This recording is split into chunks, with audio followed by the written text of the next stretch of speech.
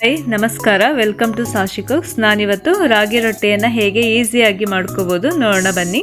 ಇದಕ್ಕೆ ನಾನು 1 ಕಪ್ಪು ರೈಸ್ನ ತಗೊಂಡಿದ್ದೀನಿ, ಕುಚ್ಚಲಕ್ಕಿ ಅನ್ನ. ನೀವು ಯಾವ ಅನ್ನ ಆದರೂ ಯೂಸ್ ಮಾಡ್ಕೋಬೋದು. ನೋಡಿ, 1 ಕಪ್ಪನ್ನು ತಗೊಂಡಿದ್ನಲ್ಲ, ಅದನ್ನು ಈ ಥರ ಗ್ರೈಂಡ್ ಮಾಡ್ಕೊಂಡಿದ್ದೀನಿ. ಚೆನ್ನಾಗಿ ಈ ಥರ ಪೇಸ್ಟ್ ಮಾಡ್ಕೋಬೇಕು. ಅದನ್ನು ಕುಕ್ಕರಿಗೆ ಹಾಕ್ಕೊಂಡು ಬೇಯಿಸ್ಕೊಳ್ತಾ ಇದ್ದೀನಿ. ಅದಕ್ಕೆ 1 ಟೀ ಸ್ಪೂನು ಉಪ್ಪನ್ನು ಹಾಕ್ಕೊಂಡಿದ್ದೀನಿ. ನೋಡಿ, ಈ ಥರ ಚೆನ್ನಾಗಿ ಕುದಿ ಬರಬೇಕು. ಕುದಿ ಬಂದಮೇಲೆ ನಾನು ಅದಕ್ಕೆ ರಾಗಿ ಹಿಟ್ಟನ್ನು ಹಾಕ್ಕೊಳ್ತಾ ಇದ್ದೀನಿ.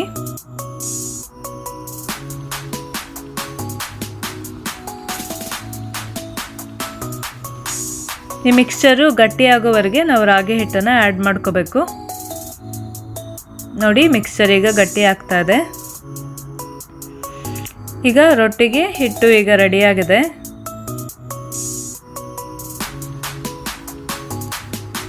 ನೋಡಿ, ಇದನ್ನು ಒಂದು 2 ನಿಮಿಷ ತಟ್ಟೆಯನ್ನು ಮುಚ್ಚಿ ನಾನು ಬೇಯಿಸ್ಕೊಳ್ತಾ ಇದ್ದೀನಿ. ಈಗ ಹಿಟ್ಟು ಇಲ್ಲಿ ರೆಡಿಯಾಗಿದೆ. ಇದನ್ನು ಒಂದು ಉಂಡೆ ರೀತಿಯಲ್ಲಿ ಮಾಡ್ಕೊಳ್ಳೋಣ. ಹಾಗೆಯೇ ಈ ಉಂಡೆಗೆ ನಾನು ಸ್ವಲ್ಪ ರಾಗಿ ಹಿಟ್ಟನ್ನು ಆ್ಯಡ್ ಮಾಡ್ಕೊಳ್ತಾ ಇದ್ದೀನಿ. ಈ ಥರ ಸೇರಿಸ್ಕೊತ ಅದಕ್ಕೆ ಚೆನ್ನಾಗಿ ಹಿಟ್ಟನ್ನು ನಾದ್ಕೋಬೇಕು. ನೋಡಿ, ಈ ಥರ ರೆಡಿಯಾಗಿದೆ.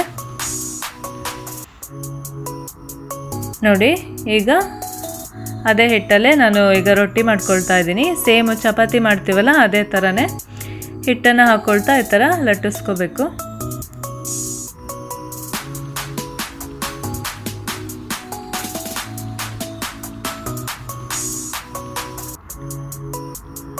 ನೋಡಿ, ಈಗ ಈಸಿಯಾಗಿ ತೆಗಿಯೋಕ್ಕೆ ಬರುತ್ತೆ.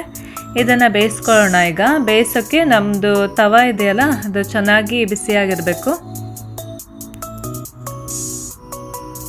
ಹಂಚು ಚೆನ್ನಾಗಿ ಕಾದಿದ್ರೆ ರೊಟ್ಟಿ ಚೆನ್ನಾಗಿ ಬೇಯುತ್ತೆ. ನೋಡಿ, ಇದಕ್ಕೆ ಎಣ್ಣೆ ಬೇಡ ಬೇಯಿಸ್ಲಿಕ್ಕೆ. ನಾನೀಗ ನೀರನ್ನು ಹಾಕ್ಕೊಳ್ತಾ ಇದ್ದೀನಿ.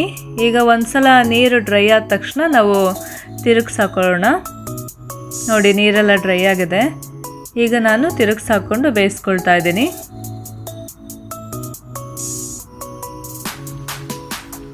ಈಗ ತೆಗಿಯಕ್ಕೆ ಬಂದರೆ ಸಾಕು, ಇದು ರೊಟ್ಟಿ ಕಂಪ್ಲೀಟಾಗಿ ಬೆಂದಿರುತ್ತೆ.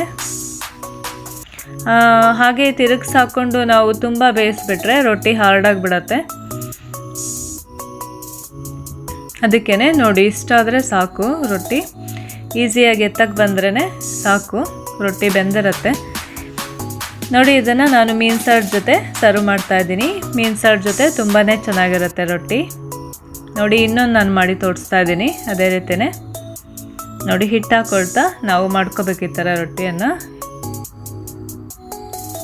ನೋಡಿ, ಈಗ ಬರ್ತಾ ಇಲ್ಲ ಅಲ್ವಾ, ಬ್ರೇಕ್ ಆಗಿದೆ. ಈಗ ನಾವು ಸ್ಪೂನ್ ಸಹಾಯದಿಂದ ಈ ಥರ ಮಾಡಿಕೊಂಡ್ರೆ ಈಸಿಯಾಗಿ ಬರುತ್ತೆ ತೆಗಿಲಿಕ್ಕೆ.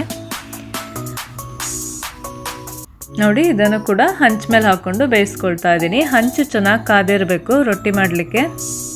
ನೋಡಿ, ಅದೇ ರೀತಿಯೇ ನೀರು ಹಾಕ್ಕೊಳ್ತಾ ಇದ್ದೀನಿ. ನೀರು ಹಾಕ್ಕೊಂಡು ಬೇಯಿಸ್ಕೋಬೇಕು. ಇದು ನೀರು ಡ್ರೈ ಆದ ತಕ್ಷಣವೇ ನಾವು ತಿರುಗಿಸಾಕೊಂಡು ಇನ್ನೊಂದು ಕಡೆನೂ ಕೂಡ ಚೆನ್ನಾಗಿ ಬೇಯಿಸ್ಕೊಳ್ಳೋಣ.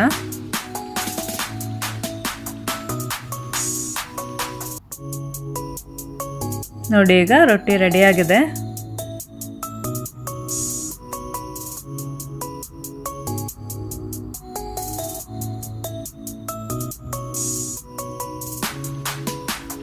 ನೋಡಿ, ರೊಟ್ಟಿ ಈಗ ರೆಡಿಯಾಗಿದೆ. ರೊಟ್ಟಿ ಎಲ್ಲ ಸಾರಿಗೂ ಹಾಗೆ ಪಲ್ಯಕ್ಕೆ ತುಂಬಾ ಚೆನ್ನಾಗಿರುತ್ತೆ. ನೀವು ಈ ರೀತಿ ಮಾಡಿ ನೋಡಿ. Thanks for watching.